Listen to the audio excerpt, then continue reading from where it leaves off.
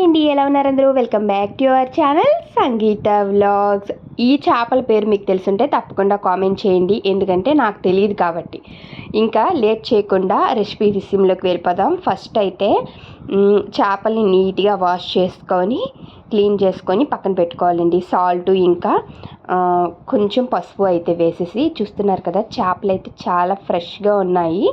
నీట్గా క్లీన్ చేసుకున్న తర్వాత నేను వీటితోనైతే పులుసు ఇంకా ఫ్రై చేయబోతున్నానండి. సగం పులుసు సగం ఫ్రై మాట. 8 పీసెస్ అంటే 8 చేపల పులుసు, 8 చేపలేమో ఫ్రైకి. ఆల్రెడీ పులుసుకి ఫ్రైకి రెడీ చేసేసాను, చూస్తున్నారు కదా. పుల్ల కూడా పిండేసాను, చింతపండు పుల్ల కూడా. ఇంకొక విషయం అండి, చాలామంది అయితే ఎక్కువగా ఆయిల్ వేసేసి పులుసులోన చాలా దినిగా చేసిస్తారు.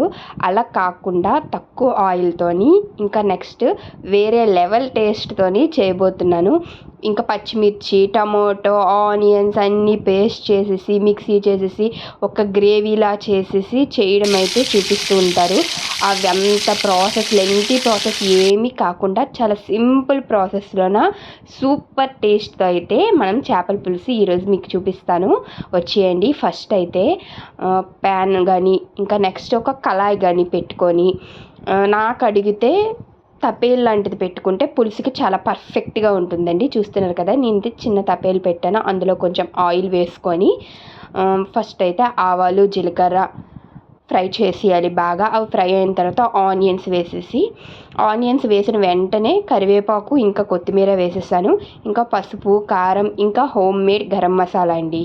తెలిసిందే కదా మనందరికీ, మన ఛానల్లో home made garam masala recipe కూడా ఉందండి. ఎవరైనా తెలియకపోతే ఒకసారి వెళ్ళి చూడండి, ఛానల్లో అయితే ఉంటుంది. ఇలా బాగా ఫ్రై చేసుకున్న తర్వాత మనం పులుసు పిండి పెట్టుకున్నాం కదండి, ఆ పులుసు వేసేసి హైలో పెట్టేసి ఒక్క 10 మినిట్స్ ఉంటే బాగా పులుసు అనేది మరుగు వస్తుందండి. మరుగు వచ్చిన తర్వాత అప్పుడు మనం చేపలు అనేవి వేసుకోవడమే 1 by 1. ఇలా కలుపుకొని కొంచెంసేపు మూత పెట్టుకుంటే పులుసు, ఇదిగో చూస్తున్నారు కదా, ఇలా అయితే పొంగు వచ్చేటప్పుడు మనం చేపలు అనేవి వేసేయాలండి.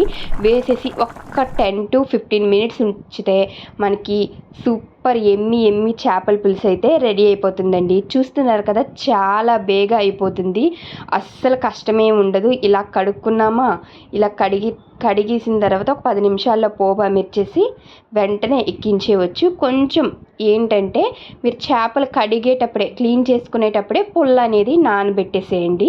మీరు ఇవన్నీ చేసేలోపల అది కూడా నానిపోతుంది, అది కూడా పులుసు బేగా వచ్చేస్తుంది అనమాట పిండేస్తే.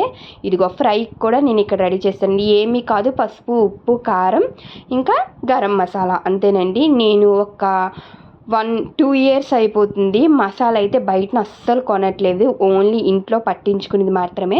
కారము, పసుపు ఎప్పుడు ఇంట్లోదేనండి వాడతాం, కానీ మసాలా అయితే నేను బంద్ చేసి 2 years అవుతుంది. ఇంట్లోని మసాలాయే వాడుతున్నాను అనమాట. ఇలా చేపలకి బాగా పట్టించేయాలి మసాలా అనేది. చాలామంది ఫ్రై చేసేటప్పుడు ఫ్రైలోని ఏం చేస్తారంటే దీంతో పాటు ఆయిల్ కూడా వేసేసి కలుపుతారండి. అలా ఏం కలపవలసిన అవసరం లేదండి. చూస్తున్నారు కదా, మన చేపల పులుసు అయితే రెడీ అయిపోయింది. చాలా మంచి టేస్ట్తోనైతే భలే వచ్చేయండి చేపల పులుసు అయితే. చాలా బాగా పర్ఫెక్ట్గా వస్తుంది. మీరు కూడా ఒకసారి ట్రై చేసి ఎలా వచ్చిందో తప్పకుండా కామెంట్ చేస్తారు, ఓకేనా. ఇకనైతే ఫ్రైలోకి వెళ్ళిపోదాం. కళాయి పెట్టుకొని ఆయిల్ హీట్ చేసుకొని 1 by 1 ఒక 2 వేసి 3 వేసి, అంటే మీకు పెనంకి వీలుకి తగ్గట్టుగా నేనైతే 2 ఫ్రై చేశాను అనమాట.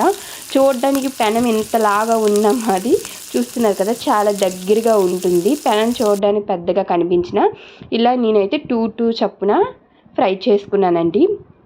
ఇదన్నమాట చాలా సింపుల్ ప్రాసెస్తో, తక్కువ ఆయిల్తో, చాలా ఎమ్మీ టేస్ట్తో అయితే చేపల పులుసు ఇంకా ఫ్రై అయితే మీకు అందరికీ చూపిస్తున్నాను. అందరూ కూడా చూసి తప్పకుండా కామెంట్ చేయండి ఎలా వచ్చింది అనేది. మీరు టేస్ట్ చేస్తే తెలుస్తుంది అది ఎలా ఉంది అనేది. ఇంకో విషయం అండి, మసాలా కూడా మనకి ఇంపార్టెంట్. నేను ఎందుకంటే ఇంట్లో వాడిన మసాలాతో చేశాను కాబట్టి చాలా మంచి టేస్ట్ అయితే వచ్చింది చేపల పులుసు ఇంకా ఫ్రైకి. చూస్తున్నారు కదా, ముక్క కూడా చాలా బాగా కుక్ అయిందనమాట పర్ఫెక్ట్గా. చూస్తున్న మీకే అర్థమవుతుంది. బాయ్ అండి, నెక్స్ట్ వీడియోలో మళ్ళీ కలుద్దాం. Like, share, subscribe.